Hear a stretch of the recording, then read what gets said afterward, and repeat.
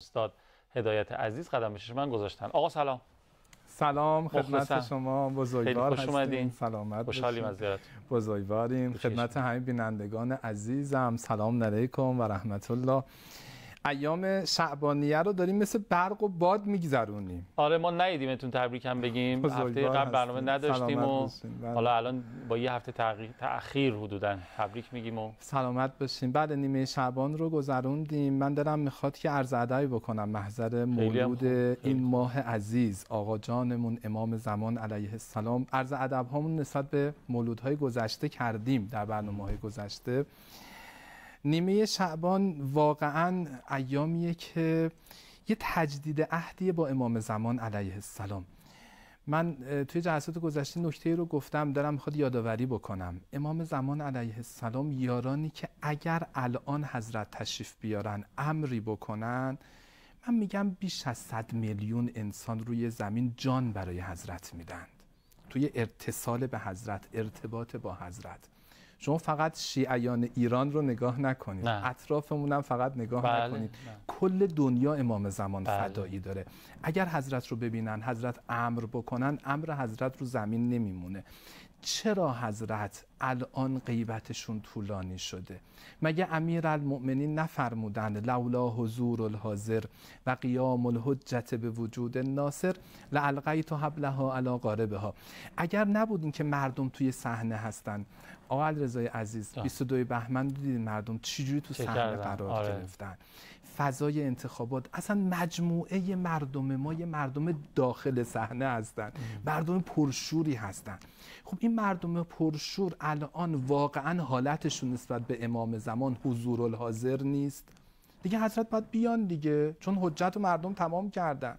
میدونین همیشه اینجوری استکبار خودش رو شیک میکنه، کروات میزنه، میگه مردم ایران ما از شما حمایت میکنیم، بعد مردم چنان میان تو صحنه و چنان رفتار زیبای پرشور دینی انجام میدن. دین ما همین حضوره که بعد میبینیم که اصلا کلا دشمن ناامید میشه، میزنن کنار. خب آقا ما باید چیکار بکنیم برای شما؟ دشمنو که ناامید کردیم، انقلاب اسلامی رو برای زمینه سازی ظهور شما تا این مرحله پیش بردیم. واقعا به قول رهبر عزیزمون ما نزدیک قله هستیم، نزدیک همه اون اهدافی که میخواستیم بهش برسیم هستیم.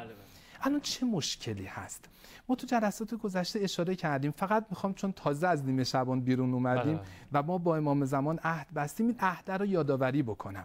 مرا عهدی است با جانان، میخوام یادآوری بکنم. ما این موضوع رو گفتیم، ما گفتیم ولایت طولیمون کامل شده، اتصالمون به امام زمان برقراره. ما تو ارتباطمون با رهبر عزیزمون بارها این اتصال رو نشون دادیم. رهبرمون به عنوان نایب امام زمان امری بکنه ما اطاعت میکنیم. الان مشکلمون اتصال ارضی ماست، اون اجتماع ماست، اون دستی که من با شما جلسه گذشته دادم و قرار شد با هم عهد بشیم، هم پیمان بشیم. ولو ان اشیاء، من این هر جلسه دارم میخونم، اگر شیعیان ما علی اجتماع من القلوب فی الوفاء بالعهد به هم کمک میکردن توی اون اتصالی که با ما دارن. ببین تک تک ما با امام زمان ارتباط داریم، اما جمعی باید ارتباط برقرار بکنیم.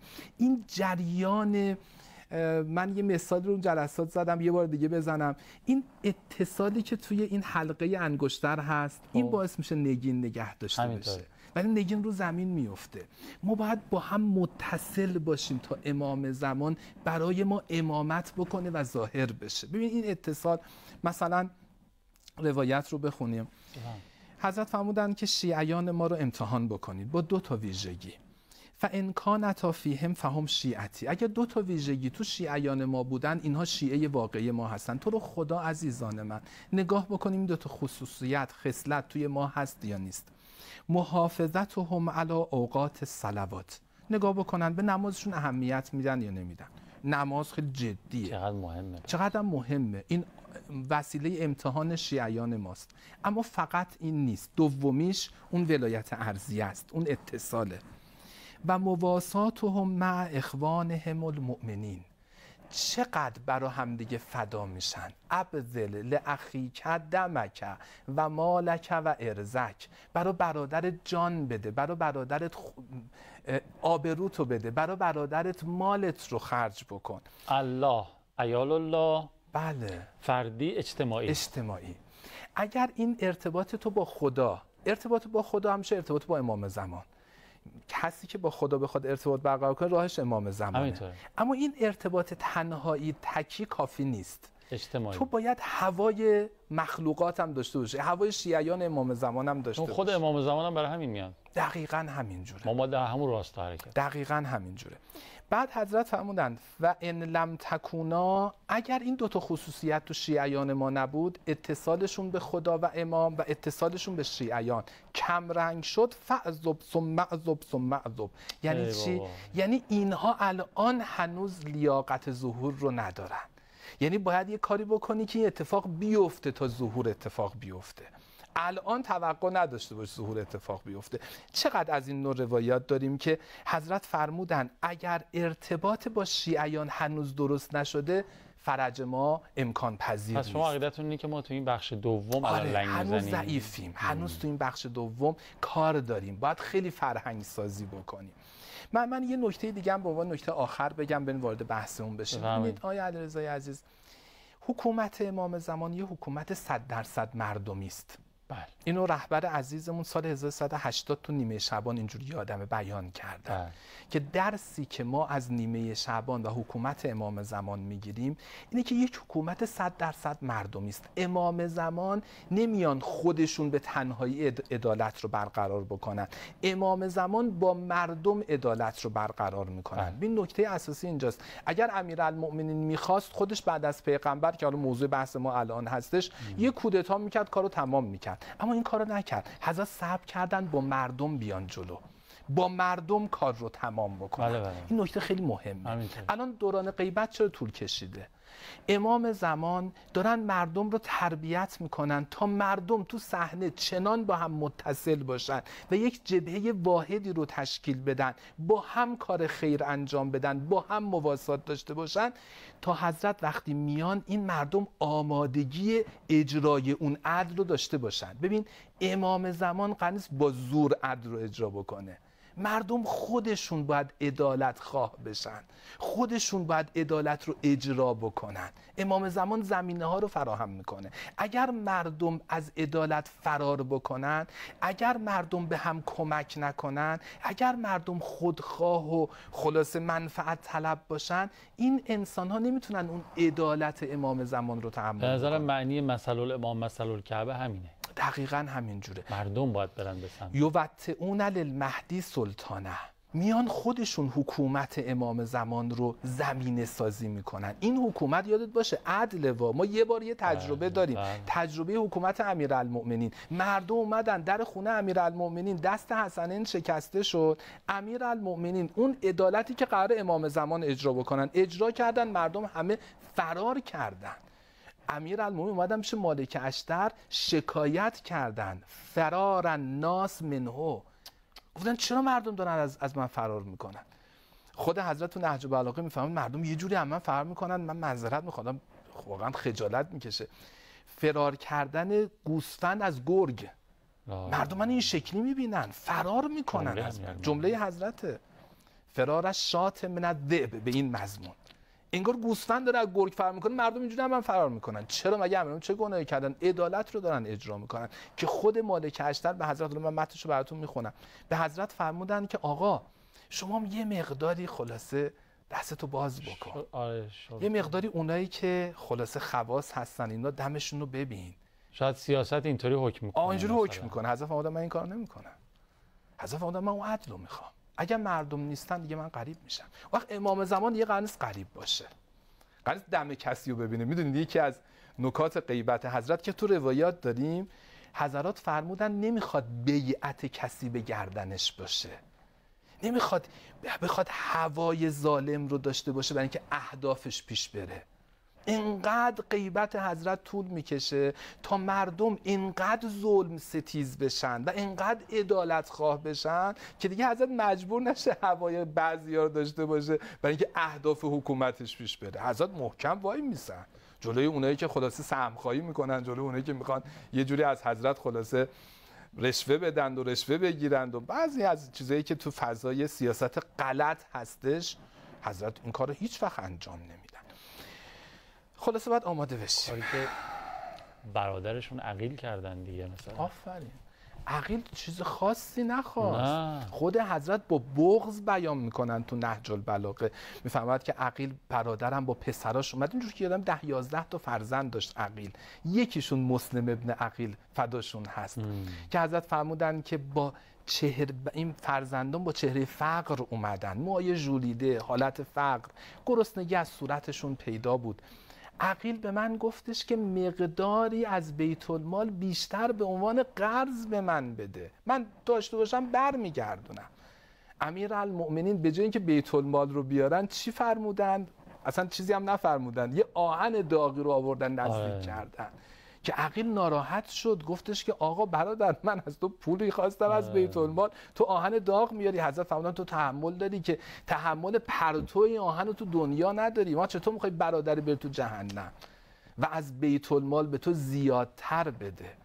دختر امیرالمؤمنین ایام عید بود، یکی از دختران امیرالمؤمنین از یکی از همسران دیگر امیرالمؤمنین، ایام عید بود، اومد گردنبند رو رهن کرد از بیت المال، یعنی پولی رو داد رهن کرد که من حتما برمیگردونم به بیت المال، فقط میخوام عید این گردنبند به گردن من باشه. امیرالمومنین متوجه شدن، به شدت مسئول بیت المال رو عتاب کردن، گفت آقا رهن کرده. حضرت فرمودن اگر گرفته بود که هر دوتون رو حد میزدم. متوجه شدین؟ فقط الان عتاب کردن و فرمودن نباید این کارو میکرد، تو اگر به دیگری که دختر من نبود میومد این کارو میکرد تو بهش این رهنم میدادی. گفت نه آقا. فرمودن تو چرا این کارو کردی؟ بین فرزند من و فرزند دیگران چه فرقی هست؟ ما باید برای این مدل آماده بشیم. این حالت اینه که اینقدر طول کشید. خود نیست وگرنه امام زمان بیاد بگه آقا برای من جام بدیم، ما میگیم آقا برای شما جام میدیم. اما تو فضای داشتم ملاک نیست، دارم ملاکه. حالا نشستیم اینجا میگیم آقا ما اون موقع فلان همین الانش این مدلی اگه امام زمان بیاد بقیه تو که اینقدر ادعا میکنی من نمیدونم، حالا سخته. آره به همین دلیله. من دو بیت شعر خوندم فکر کنم تو این برنامه گذشته، گفتم که ما زنده دل بساط ایمان نشدیم، دلبسته نیمه های شعبان نشدیم، امسال نیامدی یعنی که هنوز ما 313 مسلمان نشدیم. مسلمان به این معنا. به این معنا. بله.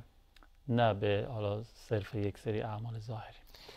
آقا نکاتتون راجع به امام زمان ادامه داره یا نه؟ یه روایت کوچیکی راجع به علی ابن مهزیار که باز ما رو آماده تر میکنه، سریع میخونم تمام میشه. آره چون میخوام بین این بخش و بخش بعدی یه فاصله بگیریم و بعد بریم سراغ. علی ابن مهزیار همتون شنیدین 19 سفر رفت حج که آقا را ببینه، کعبه تویی، بله مقصود تویی، کعبه و بتخانه بهانه. سفر 20م کسی اومد دست رو گذاشت روی شونش، گفت دنبال چی هستی؟ گفت الامام المحجوب من العالم. اون ناراحت شد، پیک حضرت بود، گفت بله حجبه سوء اعمالکم، اعمال شما رو محجوب کرده. آقا که هست، بچه باباشو گم کرده بود، گفتن چرا گریه میکنی؟ گفت بابام گم شده. گفتن بابات گم نشده، تو گم شدی. امام زمان هست، ما غایب شدیم، اون که حاضر هست. متوجه شدیم؟ بعد خلاصه راهنمایی میکنه، محضر حضرت میرسه، اون گله میکنه. اولا میدونید حضرت اول فرمودن که کجا بودی؟ کنا نتوقع که لیلا و نهارا، شب و روز منتظرت بودم، علی چرا نیومدی؟ علی ابن مهزیار گله میکنه، میگه آقا کسی رو پیدا نکردم که یدلنی علیک، منو به سمت تو برسونه. حضرت فرمودن چه حرفی داره میزنی؟ انگشت مبارک رو به زمین زدن، عین عبارت حضرت ولکن نکم کسرتم الاموال، شما دنبال کار خودتون بودین، دنبال من نبودین که. و تجبرتم علی ضعفاء المؤمنین، به زیر دستاتون ظلم کردین، زور گفتید. و قطعتم الرحم الذی بینکم، ارحام رو فراموش کردیم. ارحام از پدر و مادر شروع میشه، خانواده، بعد توسعه پیدا میکنه. واقعا اگر ما صله رحم بکنیم، هر کدوم از ماها هوای خانواده ها رو، فامیل رو داشته باشیم، همسایه رو داشته باشیم، آروم آروم توسعه بدیم، مردم میهن، مردم جبهه مقاومت، اینا به یه نحوی به ما متصلن، المؤمنون اخوه. بعد آروم آروم چه اتفاقی پیش میاد؟ اون اتصال که برقرار شد حضرت ظاهر میشن انشاءالله. آره انشاءالله. در خدمتتون هستم.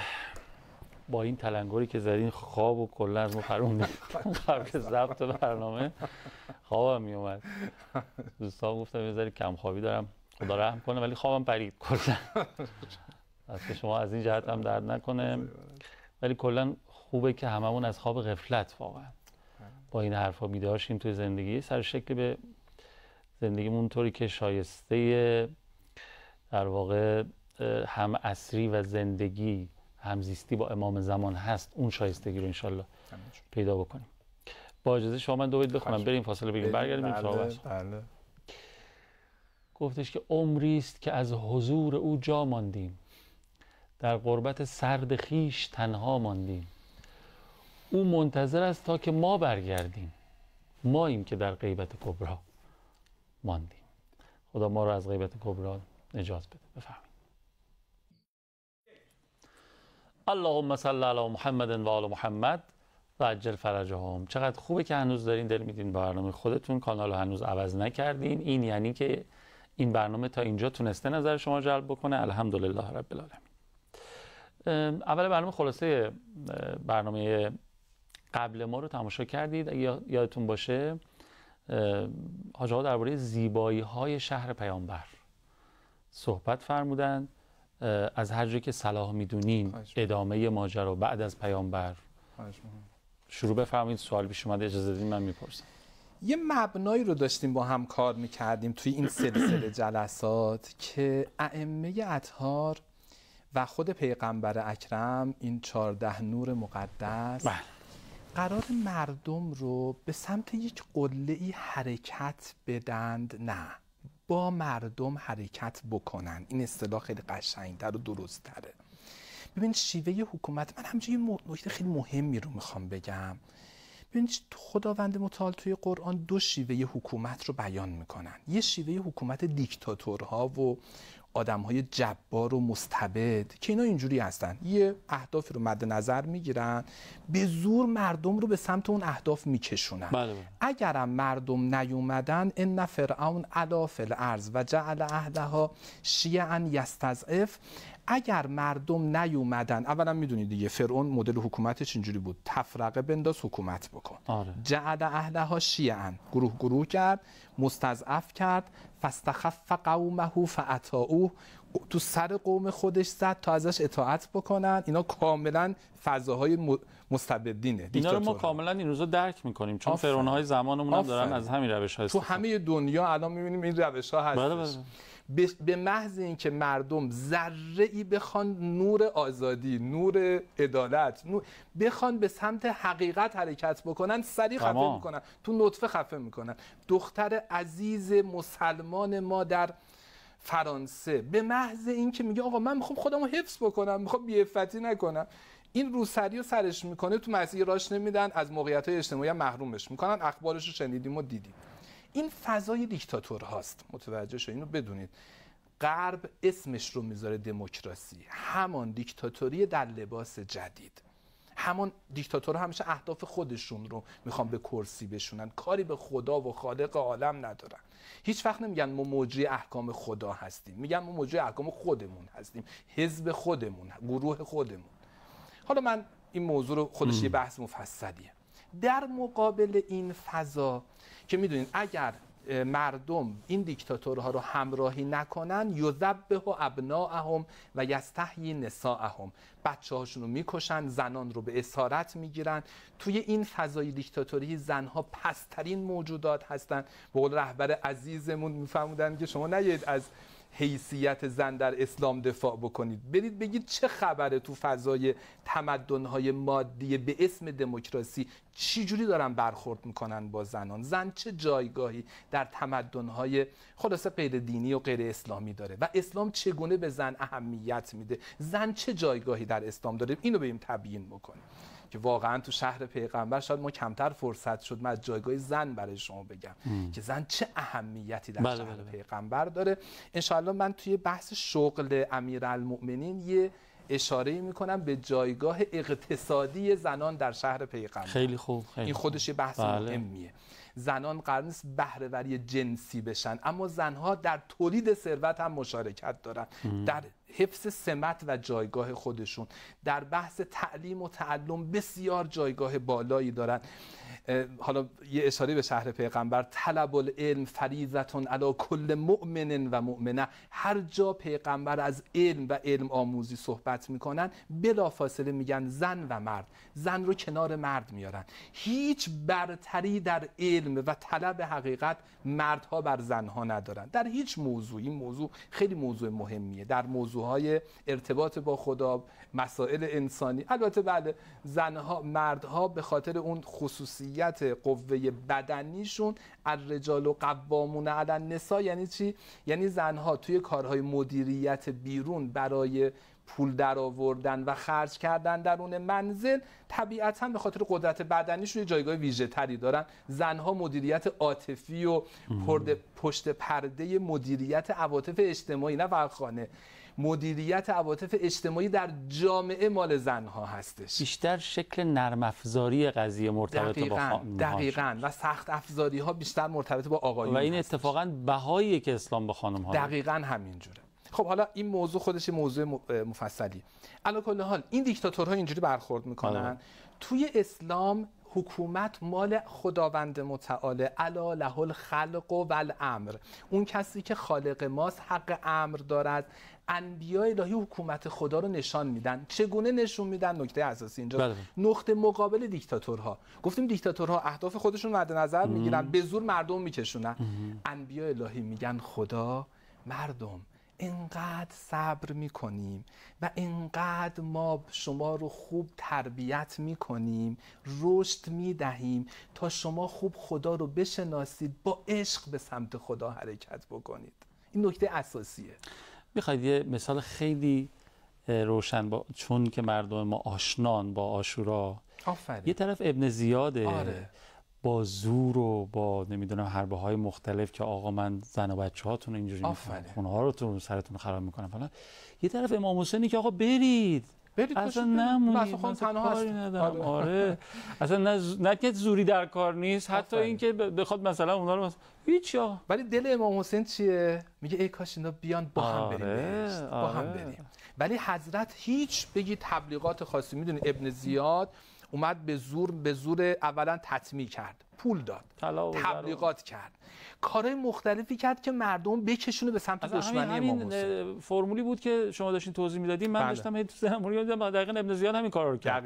دقیقاً. بعد متوسل به زور و اینها. ولی نقطه مقابلش جالبه. نقطه مقابل جهاد تبیینه. امام حسین اصلا خطبه میخونن، حق رو مشخص میکنن، جایگاه دنیا رو بیان میکنن، عظمت آخرت رو بیان میکنن، پیامبر رو یادآوری میکنن. هیچ کس هم تطمیع و تهدید زوری در کار هیچی، نه تطمیع امام حسین کرد، نه تهدید کرد، هیچ کاری نکرد. تطمیع شاید کرد مطابق یه معنای دیگه، بهشت و نشونشون. دقیقاً. آره.